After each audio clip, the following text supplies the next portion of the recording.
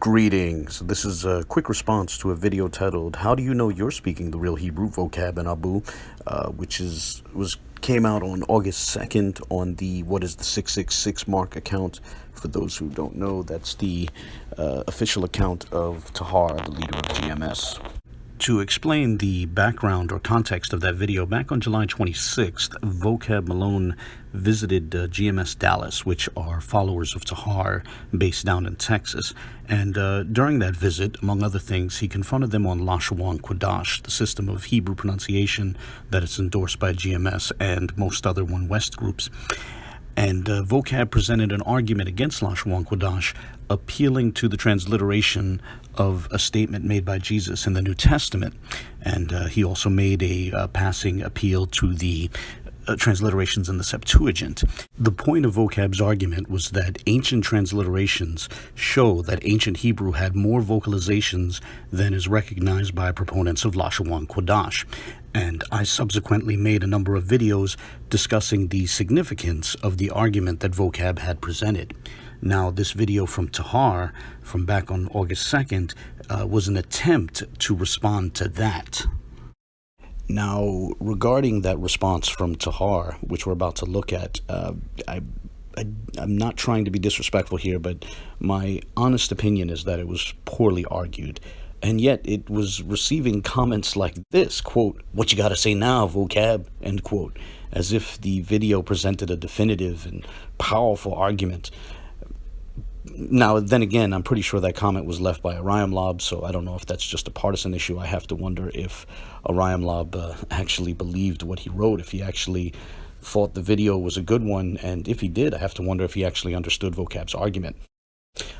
Nonetheless, let's go ahead and take a look at one salient part of the video. Here we go. When the Lord was on the cross and he said, "Eli, Eli," was it Sabachthani? I gotta actually read it, but I know Eli, Eli is in there, and Sabachthani, and there was something else I forget. But anyway, Vocab goes, the Lord actually said,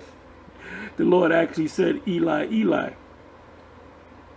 Well, where's the proof of that? That's from a translation from the Hebrew into the Greek into the English. Okay, this was actually discussed in the very videos that Tahar was responding to, or attempting to respond to. Nonetheless, I'll go over it again here. First off, regarding the question of where's the evidence that Jesus said Eli, the evidence would be the Gospel of Matthew itself, assuming we are believers in the position that the Gospel of Matthew is Scripture. Second, it's Vocab's not appealing to the English. It wasn't based on the English. He was basing it on the Greek text. Third, the Greek text is not a translation of the relevant word. Rather, it is a transliteration. And translation conveys meaning. Transliteration conveys sound. It captures pronunciation. But let's focus on the word that was at the center of Vocab's argument, which is this word right here. It's spelled Aleph Lamed Yod. It's a general word for deity with a first-person singular possessive suffix attached to it. And now, so this word means my God. And now the question is, how is that word pronounced? Suppose we took a very short survey where we asked both Tahar and Vocab how that word is pronounced, and we had them write it down. Now, so suppose when we did this, Tahar, who believes that the word is pronounced Aliyah, wrote A-H-L-A-Y-A. And then suppose that Vocab simply wrote E-L-I, because he believes the word is pronounced Eli. What's interesting is that even if we don't have recordings of Tahar's voice or Vocab's voice, their transliterations into the Latin script capture how they think the word is pronounced. You can tell from the way they transliterated the word how they thought the word was pronounced.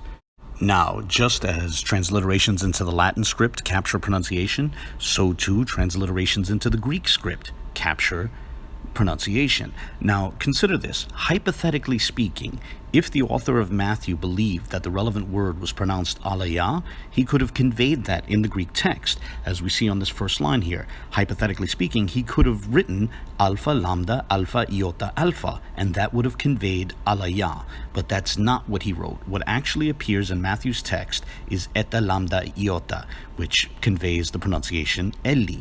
What this shows is that we have an ancient text taking the position that the word is actually pronounced Eli. And this is something that Tahar and other proponents of Lashawan Qadash have to address. You claim that the relevant word is pronounced Aliyah, but do you have any evidence in favor of that position? Now Tahar will say, oh, it's just on faith. Well, Vocab's position is that the word is pronounced Eli, and it's not a mere position of faith. He has ancient evidence in favor of his position. Think about that deeply. You take on blind faith a position which lacks any evidence, while Vocab's position does have evidence, and it's ancient evidence.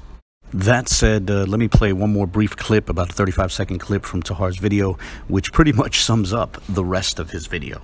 I did a little research, and I'm at this page here, Revival of the Hebrew Language, and I'll read some of it. There's a lot of and I'll read about your Perlman, the guy that came up, Ben Yehudi, Eliezer Ben Yehudi, which his real name is Eliezer Perlman, Yitzhak Perlman. All right, he's supposedly the father of modern Hebrew. From there, Tahar pretty much spent the rest of the video reading from Wikipedia entries about Eliezer ben Yehuda and about ben Yehuda's role in the revival of the Hebrew language, of the bringing about of modern Hebrew as a spoken language.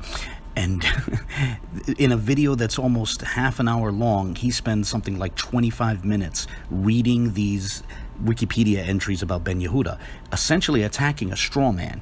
Think about this for a second. Eliezer ben Yehuda lived in the 19th century. Vocab was quoting from the New Testament. Obviously, his argument does not hinge on anything coming from Ben Yehuda. His argument appealed to ancient transliterations, which have nothing to do with Ben Yehuda. Honestly, I was surprised that Tahar had missed that simple point. Nonetheless, a little over a week later, on August 10th, him and his camp were airing live from Morningside Heights, and he was making the same argument. And so I was inspired to leave a comment in the live chat of that live feed, asking him if he actually thinks that Ben Yehuda had some sort of impact on the Greek text of the New Testament. They wound up reading the question live on air, and he responded, and his response was telling. Here, listen to this. Tahar, you got a question by Abu Kamar Al. Oh, that asshole. Oh, that Oh, another asshole. Yeah. You know, what's your question, bro? He said, wait, does Tahar think Eliezer ben Yehuda has an effect on the Greek text of the New Testament? I don't know. I got to do the research. He didn't know. Think about this for a second. If Tahar is uncertain as to whether or not Eliezer ben Yehuda, a man from the 19th century, influenced transliterations that predate him by nearly 2 millennia, then how much thought did Tahar put into this subject? How much does he even understand Vocab's argument? I'm not trying to be disrespectful, but I think that makes it painfully clear that he didn't understand Vocab's argument. Before I close this video, I want to note that for many years, Tahar confidently feigned knowledge of Hebrew, giving the impression that he could read Hebrew. That word is not there in the Hebrew if you know how to read Hebrew. Right. If you have a Tanakh, a Torah, all right, you would know. However, some of us knew that he could not read Hebrew, that he never learned how to read Hebrew.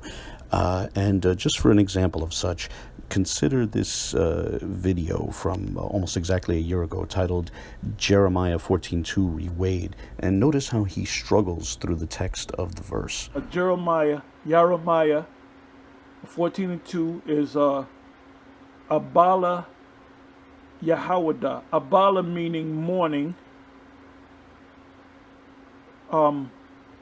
Washa Ire.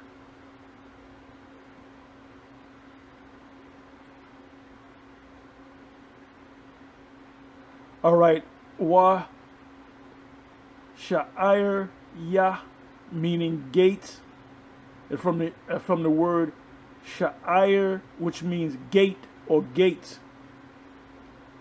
So the gate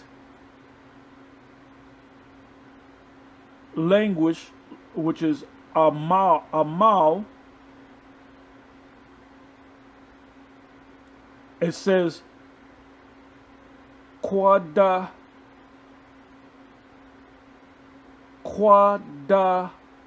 raw,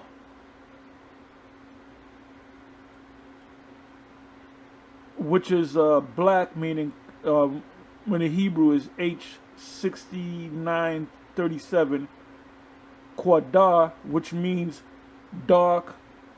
However, one benefit of vocab going around and challenging different groups on the subject of Lashawan Qadash was that when vocab and his team visited Tahar's camp, Tahar was suddenly unwilling to feign knowledge of Hebrew. In fact, when a member of vocab's team asked Tahar to read a certain text in Hebrew, Tahar readily conceded that he doesn't know how to read Hebrew. Since you know Hebrew, tell me what the Hebrew is and explain it. Well, we can look it up. Read the Hebrew of Leviticus 12 and tell me what it means. I'm not a deep reader of Hebrew. I can't read Hebrew. Now, I want to make clear that I am not trying to pick on Tahar. In a vacuum, unfamiliarity with Hebrew is nothing to be ashamed of. There are plenty of people who don't know plenty of languages. In fact, that's true of all of us. Every single one of us, there's a bunch of languages we don't know. And so, but the significance of this should be understood against the backdrop of who he is and who he's been for the last few decades. This is a man who spent literally decades of his life feigning confident knowledge of Hebrew and spent decades of his life lecturing others about Hebrew. So within that context, it is important to note that the man never learned Hebrew, that to this day he doesn't know Hebrew. On another point that's worth considering, imagine if you had a child that you sent to school, and imagine you sent your child to a school for 40 years, for nearly 40 years, for let's say 38 years, and after 38 years, your child still could not read English. Wouldn't that be grounds to take your kid out of that school? Wouldn't you reach the conclusion that the school is a failure? With that in mind, think about how Tahar has been in this One West movement for nearly 40 years, and yet he's never actually learned how to read Hebrew. This is also significant for his followers. Here it is, this man is telling you to take Lashawan Qadash on faith and to reject systems that actually have evidence in their favor. Why would you take on faith the teachings of a man who doesn't even know the language that he's telling you to have faith in? Food for thought. On that note, I look forward to the comments of others. As always, God bless.